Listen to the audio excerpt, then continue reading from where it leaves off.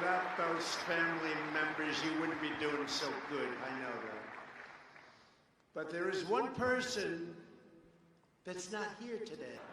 I said, where is he? I want to talk to him. In fact, more than anyone else, this person should be here because maybe he could learn something.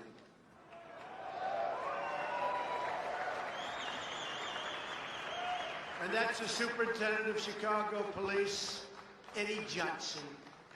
A few days ago, Johnson said, quote, "The values of the people of Chicago are more important than anything President Trump would have to say." I don't think so. Because that's a very insulting statement after all I've done for the police. And I've done more than any other president's ever done for the police.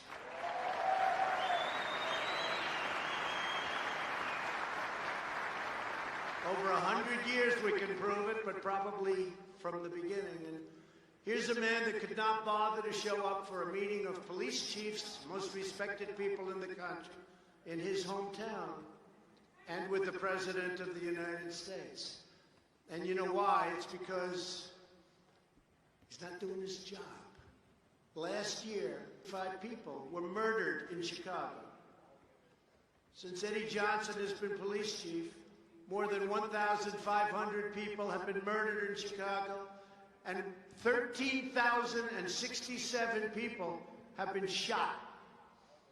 During the first weekend of August 2019, 7 people were murdered and 52 were wounded in 32 shootings in Chicago. And recently they had 78 shootings over a weekend spree and 3 people killed. And Chicago has the toughest gun laws in the United States. That doesn't seem to be working too well, does it? And a lot of you people know exactly what I mean. But under Johnson's leadership, they certainly don't protect people. Then you have the case of this wise guy, Jesse Smollett, who beat up himself.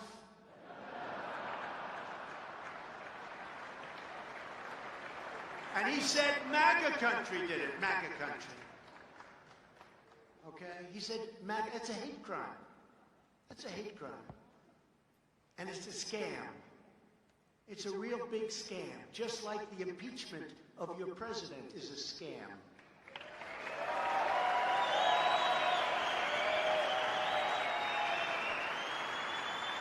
And then you look what's going on. Smollett is still trying to get away with it. He would have been better off if he paid his $100,000 bill. Chicago is, unfortunately, the worst sanctuary city in America. Chicago protects criminals at a level few could even imagine. Last year in Cook County alone, ICE asked local law enforcement people to please, pretty please, we beg you, we'll do anything necessary to stop crime. We want to stop crime. Please detain 1,162 people, please. But in each case, the detainer was denied. And Eddie Johnson wants to talk about values. No. People like Johnson put criminals and illegal aliens before the citizens of Chicago. And those are his values. And frankly, those values to me are a disgrace. I will never put the needs of illegal criminals before I put the needs of law-abiding citizens. It's very simple to me.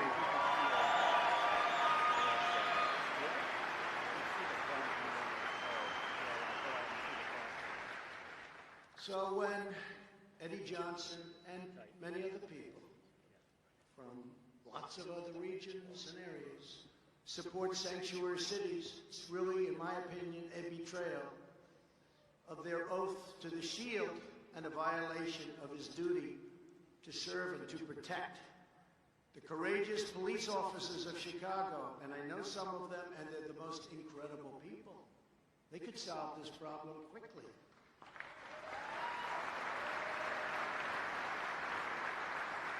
It's embarrassing to us as a nation. All over the world, they're talking about Chicago. Afghanistan is a safe place by comparison. It's true.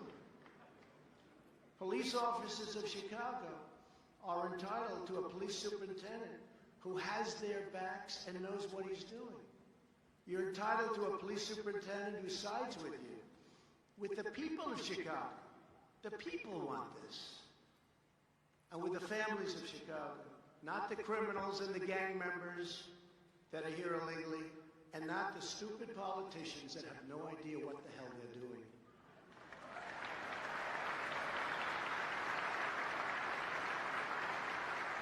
But I'm going to tell you a quick story, because it happened right here, and I was very impressed with a certain person, whoever that person may be.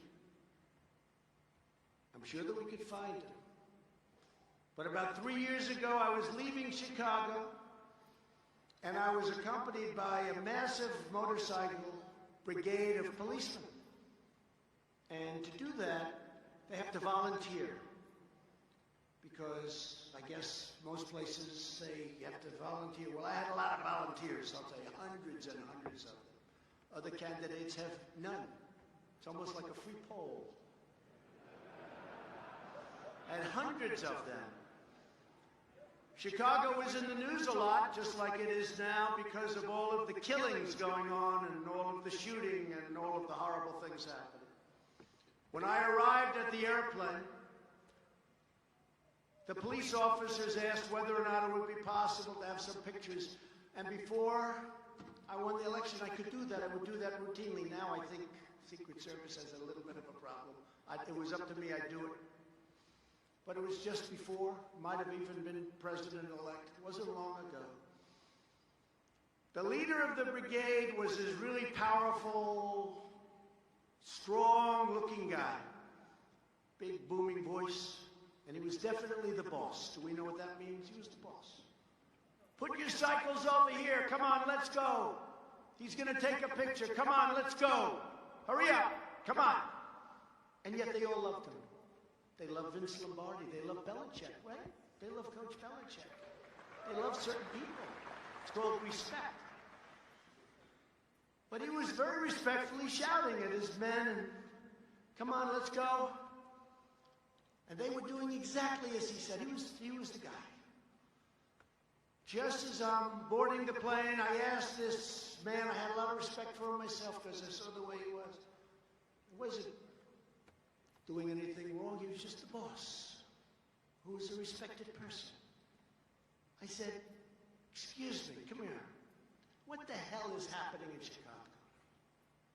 He said, it's very sad, sir, very, very sad. I hate to see what's going on. I love this city so much. I hate it.